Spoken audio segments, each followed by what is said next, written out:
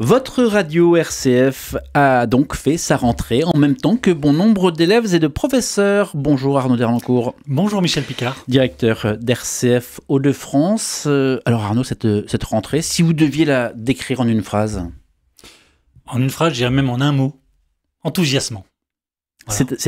C'est-à-dire enthousiasmant, pour moi, ça regroupe plusieurs choses. Il y a cette notion de dynamisme. Hein. On arrive tous reposés par nos vacances et on reprend le chemin du travail et le chemin de l'antenne ici à RCF Hauts-de-France avec beaucoup de dynamisme. Derrière enthousiasme, je vois aussi la notion de joie. Vous savez que notre slogan ici à RCF Hauts-de-France, c'est « La joie se partage ». Pour ma part, j'aborde cette rentrée avec beaucoup de joie au cœur et l'envie de la partager. Et puis, derrière le mot enthousiasme, il y a la racine de théo, qui veut dire Dieu. Et donc, il y a cette dimension de dynamisme et de vie qui nous est donnée par Dieu et qu'on a envie de communiquer. C'est le propre des chrétiens, des baptisés. On va y revenir à cet aspect chrétien, à la joie que vous venez d'évoquer. On va tenter aussi de cerner ce qui change et ce qui est maintenu. Mais pour bien comprendre, peut-être qu'il faut rappeler d'abord le fonctionnement, l'articulation entre les programmes nationaux d'RCF et puis les programmes régionaux. C'est ça. En fait, RCF Hauts-de-France, on est une entité qui a son propre statut, sa propre indépendance, son propre budget, son équipe, mais on fait partie d'un réseau de radio qui s'appelle RCF, Radio Chrétienne Francophone, et donc on travaille main dans la main avec ce réseau et on partage une partie de nos programmes avec ce réseau. Et donc concrètement pour nos auditeurs, sur RCF Hauts-de-France, vous avez une vingtaine d'heures de programmes par jour, qui est un programme commun, qui est donc produit par les équipes d'RCF et de Radio Notre-Dame, on y reviendra, quotidiennement, et qui est diffusé sur l'ensemble du territoire français et en Belgique francophone. Et puis, il y a un peu plus de 4 heures, on est presque à 5 heures aujourd'hui, qui sont produites ici, dans les Hauts-de-France, par notre équipe de salariés et de bénévoles, et qui concernent l'actualité des Hauts-de-France, et avec des acteurs, des invités de la région. Pourquoi 4-5 heures? Pourquoi pas 10? Pourquoi pas 15? C'est une très bonne question. Il se trouve que faire de la radio, ça demande énormément de temps. Pour produire 1 heure d'émission de radio, il faut la préparer pendant presque 4 fois le temps, donc presque 4 heures. Ça veut dire qu'il faudrait que nous ayons énormément de personnes ici pour faire 24 heures. Aujourd'hui, on n'a pas suffisamment de ressources humaines pour pouvoir produire 24 heures de programme neuf, propre. Donc 5 heures, c'est un bon ratio. Ceci dit, il pourra évoluer à l'avenir. Il y a des radios qui grossissent dans le réseau. La nôtre en fait partie. Donc il est fort possible que dans quelques années, nous ayons 6, 7, pourquoi pas 8 heures par jour. On va arriver sur les nouveautés. Mais justement, vous parlez des autres radios. On est 64, 65 radios chrétiennes en France. Où se situe RCF Hauts-de-France? Est-ce que c'est une radio un peu classique? Ouais, on est une bonne radio. On a une bonne place. On ne va pas se jeter des fleurs. Et puis, ce n'est pas une compétition stérile. Mais c'est vrai qu'on a beaucoup grossi ces dernières années. Alors, on ne va pas faire la grenouille qui veut se faire plus grosse que le bœuf, mais on a quand même grossi, c'est un fait. On a étendu notre zone de couverture très largement. De Lille et Douai, maintenant, on couvre quasiment toute la région Hauts-de-France, allant jusqu'à Amiens, Dunkerque, Saint-Quentin ou Valenciennes.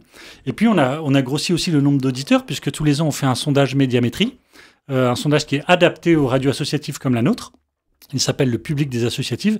Et le dernier sondage de 2023 nous donne 181 300 auditeurs au global, c'est-à-dire à peu près 7 fois plus qu'il y a 7 ans. Donc ça veut dire qu'on est dans une super dynamique. Ça veut dire quoi au global? Au global, ça veut dire que c'est des personnes qui répondent à la question du sondage médiamétrie en disant « J'écoute RCF Hauts-de-France » sans préciser si c'est tous les jours. Donc ça comprend ceux qui nous écoutent tous les jours, mais aussi ceux qui nous écoutent moins régulièrement. Alors venons-en aux nouveautés. Vous êtes venu avec la liste évidemment des nouveautés de cette rentrée. J'ai quelques petites anti-sèches, vous me pardonnerez, parce que je suis pas encore tout à fait capable de tout dire de tête. Mais ceci dit, oui, il y a des nouveautés, il y a beaucoup de nouveautés. La grande nouveauté, c'est quand même les fiançailles, c'est le terme qu'on utilise. Le rapprochement qu'on opère avec Radio Notre-Dame, la grosse radio chrétienne d'Île-de-France. C'est un travail qu'on mène avec l'ensemble du réseau RCF depuis plusieurs mois, voire quelques années. Et septembre, aujourd'hui, 2 septembre, c'est une date forte puisque pour la première fois, 40 ans après leur création, le réseau RCF et Radio Notre-Dame s'unissent pour produire une seule et même grille, un seul et même programme commun. Donc ça, c'est quand même important. Mais ça veut dire c'est une fusion, parce que vous parlez de fiançailles, jusqu'où va la nouvelle entité? La marche progresse, on monte l'escalier un pas après l'autre, une marche après l'autre. Toujours est-il qu'aujourd'hui on est à la marche, on a réuni nos forces pour produire une matinale commune, l'ensemble de nos programmes en commun, et on a même déménagé nos équipes parisiennes dans les mêmes locaux, dans les mêmes studios, boulevard Edgar Quinet. Donc on est fortement avancé dans ce rapprochement. Et à terme, ça veut dire que RCF et Radio Notre-Dame seront une seule et même entité, ou pas forcément? C'est la direction que cela prend. Et le nom, RCF, RND? Alors pour le moment, c'est une question qui est majeure, qui est stratégique, mais pour le moment, je ne peux rien vous dire. Vous le savez? Non, il n'y a pas encore de nom. Donc, à propos de ce rapprochement d'ailleurs, Oui. est-ce que les lignes éditoriales de Radio Notre-Dame et de RCF sont assez proches pour justement proposer un programme commun? Écoutez, oui. Elles sont assez proches et c'est ce qui nous permet justement d'arriver aujourd'hui à proposer une grille commune. Ceci dit, c'est un travail qui a nécessité du tact, qui a nécessité de l'intelligence, qui a nécessité de la délicatesse. C'est Philippe Lansac, qui est le directeur général du réseau RCF, et Bruno Courtois, qui est le directeur général de Radio Notre-Dame, qui travaillent et qui en tout cas orchestrent ce rapprochement. Et donc... je me souviens plus exactement du début de la question. Mais oui, c'était la ligne éditoriale. la ligne éditoriale est la même. C'est-à-dire qu'on est une radio chrétienne généraliste, des deux côtés. C'est-à-dire qu'on a ce désir d'annoncer la foi, de faire découvrir le Christ, mais aussi de s'intéresser au monde qui nous entoure, et en particulier de s'intéresser au bien commun qui germe dans ce monde qui nous entoure. Donc ça, c'est la grande nouveauté de cette rentrée. C'est la grande nouveauté, et ça décale un tout petit peu nos programmes par rapport à l'année dernière. Alors justement, qu'est-ce qui change? C'est-à-dire que la matinale, elle a été travaillée à deux voix. Elle est animée cette année par Pierre-Hugues Dubois et Louis Dauphren, et elle s'étend un petit peu plus tard que d'habitude. C'est-à-dire qu'on commence à 6h30 le matin, et on va jusqu'à 10h, avec les rendez-vous habituels, qui sont le grand invité de la matinale, mais des rendez-vous nouveaux, comme le grand témoin, animé par Louis Dauphren, au cœur de la matinale, et puis surtout, le débat du jour, à partir de 9h, tous les jours, les deux matinaliers auront à cœur de traiter des questions d'actualité. Vous voyez, c'est quelque chose qui nous remontait souvent de nos auditeurs en disant on a besoin aussi d'entendre des paroles éclairées sur des sujets un peu chauds, des sujets d'actualité, sans pour autant verser dans des choses qui sont racoleuses. Mais vous voyez, par exemple, ce matin, on a traité la mort de ce gendarme. Dont tout le monde parle, il fallait que nous, on se saisisse de ce sujet qui est un vrai sujet, mais qu'on l'aborde à notre manière. On a traité aussi de la question du Premier ministre qui se fait attendre. C'est une question qui interroge tous les Français. Il fallait que nous l'abordions aussi. Donc le débat du jour, c'est quand même la grande nouveauté de la matinale. Et alors justement, maintenant, le RCF Hauts-de-France, les nouveautés dans la grille régionale? Alors, il y a quelques petites nouveautés, notamment la question de la prière du matin qui est un peu décalée. C'est un peu technique, mais je le dis pour les auditeurs qui y sont très attachés, parce que la prière du matin, c'est ce qui est le plus podcasté chez nous, ce qui est le plus écouté. Ça permet en quelques minutes d'avoir une respiration spirituelle. Elle est décalée à 7h50 et à 8h50 le matin. Donc, vous voyez, elle est décalée de quelques minutes. Et ça, c'était quand même quelque chose que je voulais vous indiquer. Et puis, donc la prière du matin, je retiens, est donc décalée le matin à 7h50 et 8h50. Exactement. Vous écoutez RCF, l'invité régional est donc Arnaud Dernancourt, directeur d'RCF Hauts-de-France. Merci d'être venu en studio. L'intégralité de cet entretien va être à retrouver sur la page YouTube de RCF Hauts-de-France. On continue avec vous, Arnaud, sur donc la prière décalée. C'est un moment important. Est-ce que vous avez des retours précis? Est-ce que vous savez si c'est... Oui, on voit que c'est ce qu'il y a de plus podcasté. Les émissions à dimension spirituelle, chez nous, sont ce qui sont les plus demandées par nos auditeurs. Donc ça, c'est très important. Une autre nouveauté intéressante, c'est que à partir de mercredi, tous les mercredis à 14h, on va proposer à nos auditeurs l'audience du pape. Voilà, l'audience du pape en direct de Rome pour les auditeurs de la région. Et je pense que ça va rejoindre beaucoup de nos auditeurs. Ça, c'est pour la région Hauts-de-France. Mais il y a d'autres nouveautés. L'audience du pape, elle sera tout de même traduite en français. Oui, bien sûr. Elle sera traduite en français par nos collègues de Radio Vatican. Les nouveautés de la région, je voulais m'arrêter sur quelques nouveautés, si vous voulez bien, Michel, notamment sur la question de l'actualité. Alors, dans la matinale, maintenant, on va mettre une partie de l'invité régional. Voilà, on avait un invité régional tous les soirs à 18h. On s'est dit, c'est dommage que cet invité n'ait pas un rayonnement un peu plus large. Et donc, on a décidé de mettre l'essentiel, le meilleur de cette interview, tous les matins, à 6h34 et à 9h. Ça, c'est une nouveauté. Parce que ce sont les heures de grande écoute. Parce que ce sont les heures de grande écoute et parce que on veut que nos auditeurs entendent ces invités qui font vivre la région. Une autre nouveauté, vous en avez parlé, c'est le reportage Immersion. On a décidé avec la rédaction d'aller en reportage toutes les semaines, d'en faire une petite série de podcasts de 5 minutes et d'emmener nos auditeurs avec nous sur le terrain pour aller découvrir une réalité. Ça peut être un événement culturel, ça peut être une association, une entreprise, que sais-je. Mais on emmène avec nous nos auditeurs sur le terrain. Et puis la troisième nouveauté sur des questions d'actualité régionale, c'est la semaine en Hauts-de-France. On a décidé de faire un petit récap en fin de semaine de 10 minutes où on reprend les principales actualités de la semaine et on les met dans un petit podcast de 10 minutes qui sera réécoutable quand on veut et qui sera décliné aussi sur les réseaux sociaux. Donc ça, c'est 3 grandes nouveautés sur les questions d'actualité régionale et on a à cœur de mettre en lumière l'actualité régionale.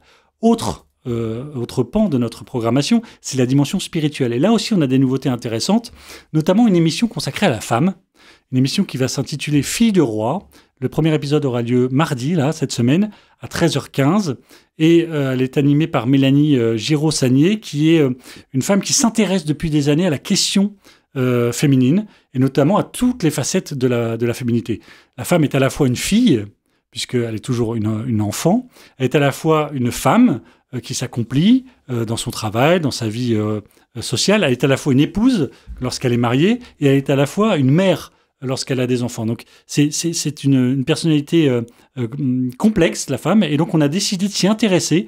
Aujourd'hui, parfois on voit des travers dans la société qui nous entoure, on voit parfois des féminismes qui sont un peu radicaux, et nous on s'est dit, la pensée chrétienne, elle a quelque chose à dire d'ajusté et de lumineux sur la féminité. Donc c'est Fille de roi, c'est une nouveauté de cette année.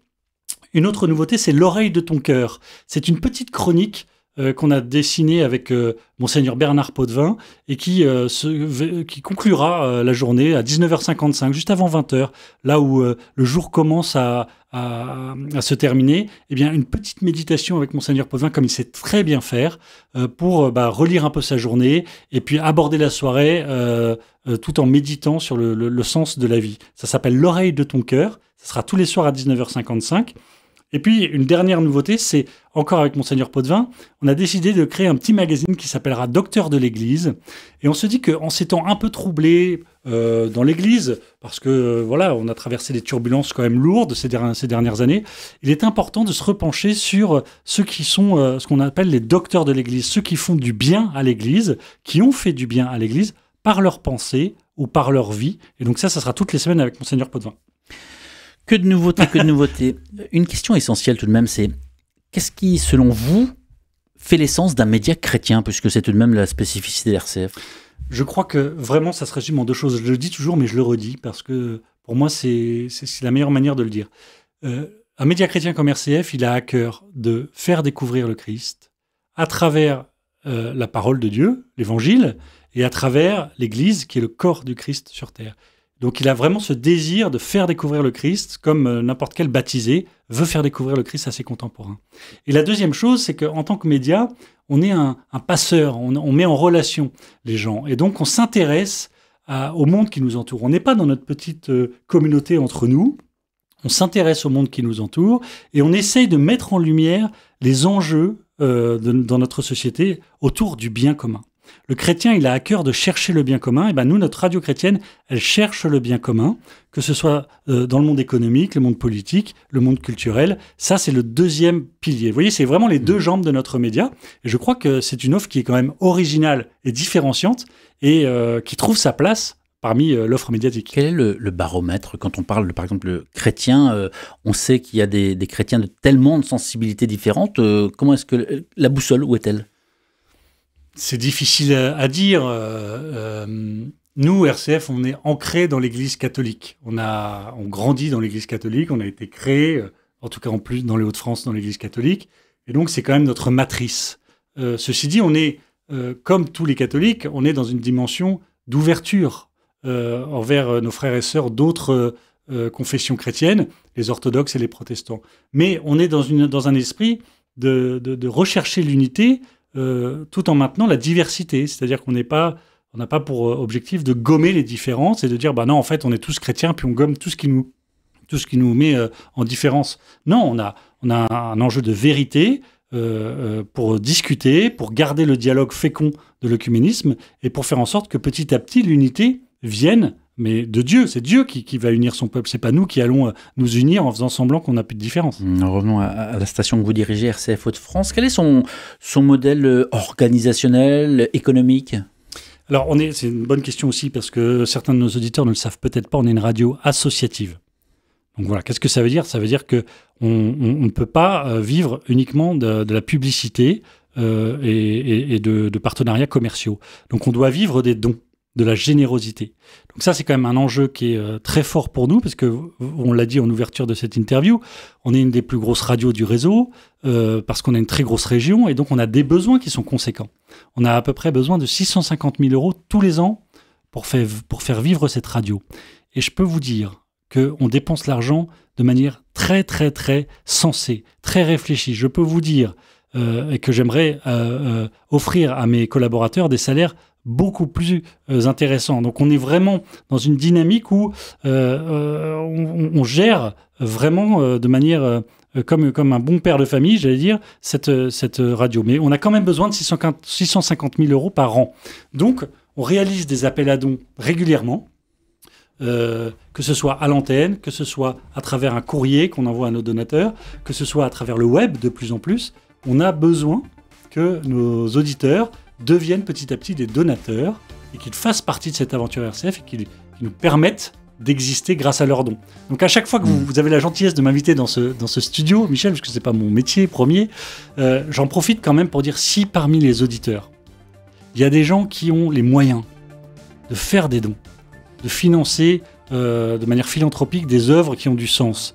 Mais il me semble qu'une radio qui cherche à annoncer le Christ et la foi, qui cherche à observer ce qu'il y a dans le monde, ce qu'il y a de meilleur et le mettre en lumière, il me semble qu'un projet comme le nôtre a le mérite d'exister et doit grandir. Donc n'hésitez pas, rapprochez-vous de nous très simplement en allant sur Internet, sur notre site Internet, et faites-nous un don, vraiment on a besoin de vous. Le message est passé. Merci Arnaud Dernoncourt, directeur d'RCF Hauts-de-France, d'avoir répondu à ces questions. Merci à vous.